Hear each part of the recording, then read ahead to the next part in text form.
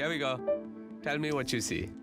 Google is temporarily stopping its Gemini artificial intelligence chatbot from generating images of people, a day after apologizing for inaccuracies in the historical depictions the tool was creating. Gemini is so woke and so anti-white that it's absolutely hilarious. Gemini users posted screenshots on social media of historically white-dominated scenes with racially diverse characters they say it generated, leading critics to raise questions about whether the company is overcorrecting for the risk of racial bias in its AI model.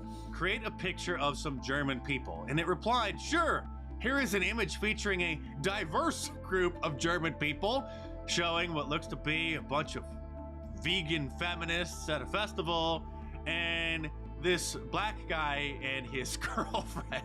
In a post on social media, Google says, we're already working to address recent issues with Gemini's image generation feature. While we do this, we're going to pause the image generation of people and will re-release an improved version soon. As information has grown in scale and complexity, the problem has gotten harder. So we always knew we needed to have a deeper breakthrough to make progress.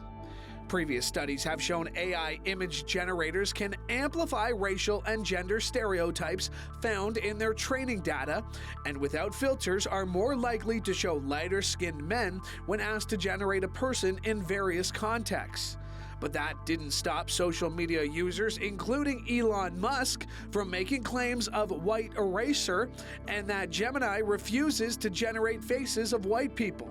AI researchers say it's likely Google can find a way to filter responses to reflect the historical context of a user's prompt, but solving the broader harms posted by image generators built on photos and artwork found on the internet requires more than a technical patch. Safety and responsibility has to be built in from the beginning, and at Google DeepMind, that's what we've done with Gemini.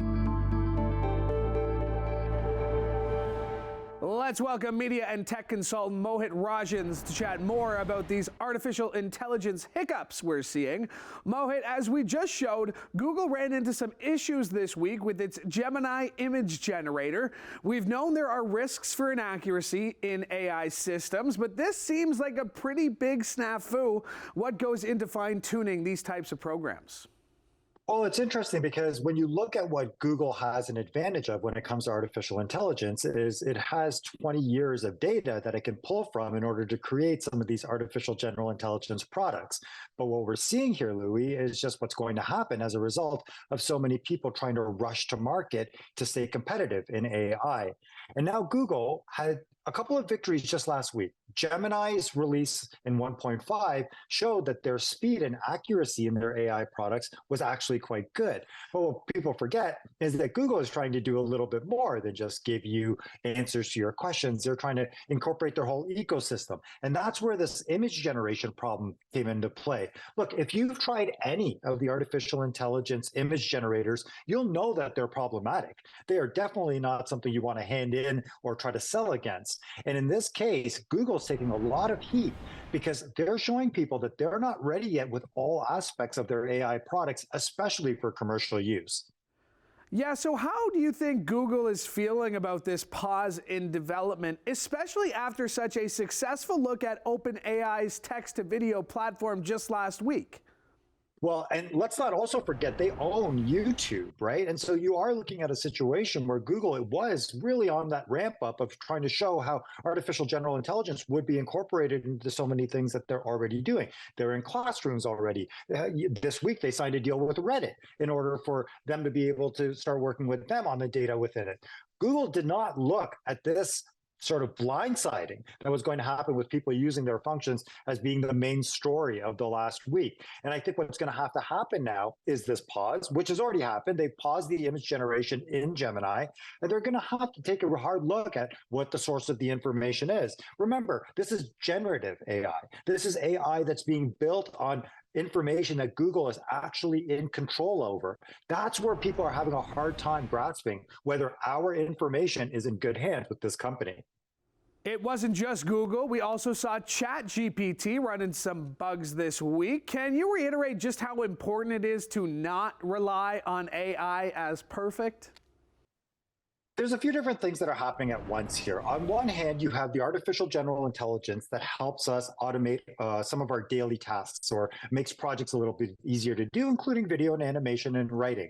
And then on the other side, you're having these products being built. And some of them are being built by people in their basements, and some of them are being built by big tech companies. The problem is everyone's using the same base. So we're generating off of the same information and data and not necessarily sharing all of the best practices. I think the biggest risk right now is that companies like Google are in classrooms. Companies like Microsoft are trying to build partnerships. If they don't settle how their data is being used properly now and they'll put those guardrails in place, it's going to be problematic and they're not going to be successful at integrating these products into our lives. But we need to know how the public is supposed to respond when things go wrong. I think the lack of accountability that we saw during the social media era, where you never really knew how you could complain about your images being used somewhere or your work or flagging your work to be pulled. I think that's the danger here, that if artificial general intelligence is going to be used by us in the public, we need to know where we go when we see something that's wrong. And unfortunately, we don't have that yet. And that's what makes this so dangerous. For sure. I'm sure we'll chat to you about this again soon. In the meantime, thanks so much for speaking with us, as always, Mohit. Thank you, Louis.